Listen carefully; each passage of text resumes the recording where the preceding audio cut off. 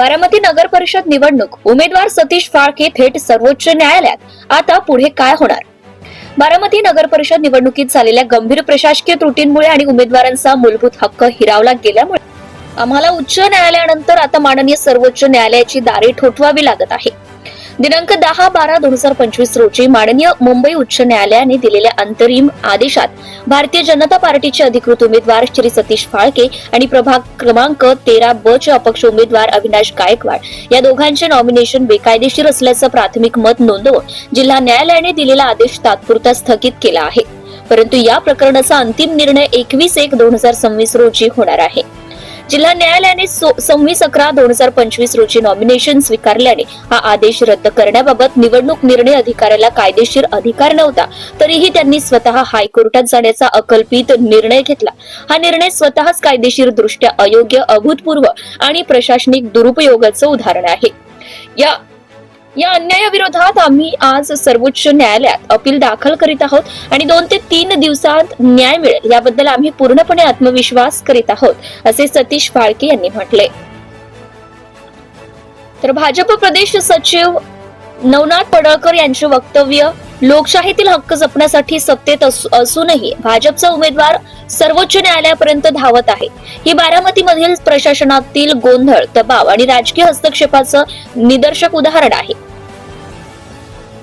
या संपूर्ण घडलेल्या घटनेचा तांत्रिक सारांश उमेदवारांची उपस्थिती सिद्ध होते. सीसीटीव्ही फुटेज, पावल्या आणि साक्ष्यांमधनं फाळके वेळेत कार्यालयात पोहोचल्याचे निर्विवादपणे सिद्ध झाले आहे. ऑनलाईन फॉर्म भरून, कागदपत्रांची तपासणी करून, फी भरून अधिकाऱ्यांच्या सह्या घेतल्या होत्या. कृत्रिम गर्दी आणि दार बंद करणे. 17 नोव्हेंबर रोजी शेवटच्या दिवशी कृत्रिम गर्दी निर्माण झाली. 3 वाजण्यापूर्वीच कार्यालयाचे प्रवेशद्वार बंद करण्यात आले. उमेदवाराला जबरदस्तीने आत जाण्यापासून रोखले गेले. यामध्ये प्रशासनाचे अपयश, रांग व्यवस्थापन, प्रवेश नियंत्रण, उमेदवारांना समान संधी देणे, 3ही ठिकाणी गंभीर अपयश प्रशासनाला आले आहे. ही घटना प्रिव्हेंटेड फायलिंग प्रकारातील आहे, न की नॉन फायलिंग. नैसर्गिक न्यायाचा भंग. एखाद्या उमेदवाराला नामांकन दाखल करण्यापासून रोखणे आणि लोकशाहीवर थेट आघात आहे. संविधानातील कलम 14, 19 आणि 21 चे स्पष्ट उल्लंघन आहे.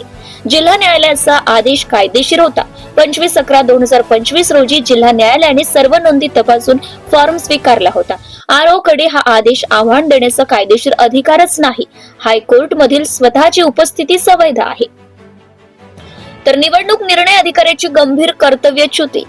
26/11/2025 रोजी फॉर्म स्वीकारूनही 9 दिवस विलंब करून स्वतः हायकोर्ट मध्ये जाणे हे राज्यातील एकमेव अभूतपूर्व आणि कायद्याच्या विरुद्ध प्रकरण आहे. आरओ हा एग्रीव्ड पर्सन नसल्याने याचिका करण्यास कायदेशीर पात्रच नाही. हे मुद्दे ऍफिडेव्हिट व कायद्यात स्पष्ट नमूद आहे. लोकशाहीचा विजय होईपर्यंत लढा सुरूच राहणार असल्याचंही नवनाथ पडळकर यांनी सांगितलंय. बारामतीत लोकशाहीचा सन्मान टिकवण्यासाठी, एक पात्र उमेदवाराचा हक्क वाचवण्यासाठी आणि जिल्हा न्यायालयाने दिलेला न्याय योग्य निर्णय कायम राहण्यासाठी आम्ही सर्वोच्च न्यायालयात अपील दाखल केले आहे. न्याय मिळेपर्यंत हा लढा सुरूच राहील, असंही प्रदेश सचिव नवनाथ पडळकर यांनी सांगितलंय. सतीश फाळके, माजी नगरसेवक भाजप बारामती, उद्योग आघाडी जिल्हाध्यक्ष पुणे जिल्हा भाजप.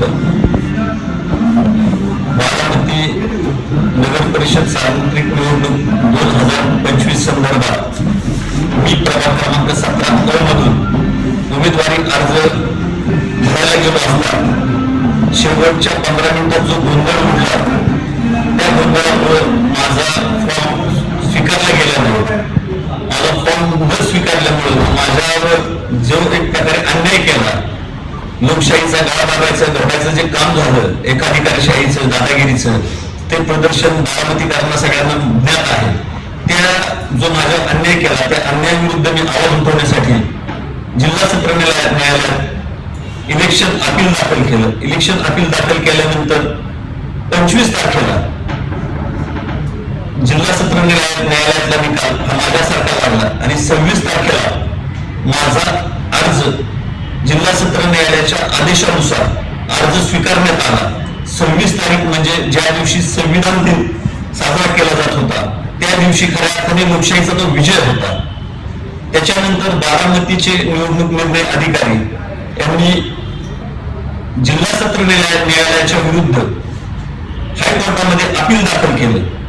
वास्तविक पाहता संपूर्ण महाराष्ट्रामध्ये पहिली अशी एकच केस आहे की रिटर्निंग ऑफिसर हे एखाद्या उमेदवाराच्या विरुद्ध जिल्हा सत्र न्यायालयाने जो निर्णय दिला त्याच्या विरुद्ध हायकोर्टात केस दाखल करतात.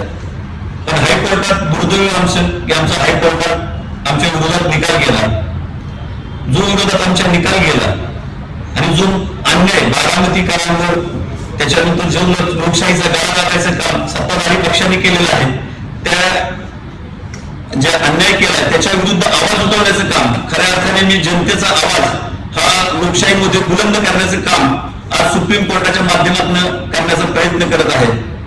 आमच्या वरिष्ठ पातळीवर चर्चा विनिमय करून आज सुप्रीम कोर्टामध्ये आपण इलेक्शन पिटिशन दाखल करतोय बारामती निवडणूक निर्णय अधिकाऱ्यांच्या आणि हायकोर्टाने जे इंटरिम जजमेंट दिलेलं आहे त्याच्या विरुद्ध.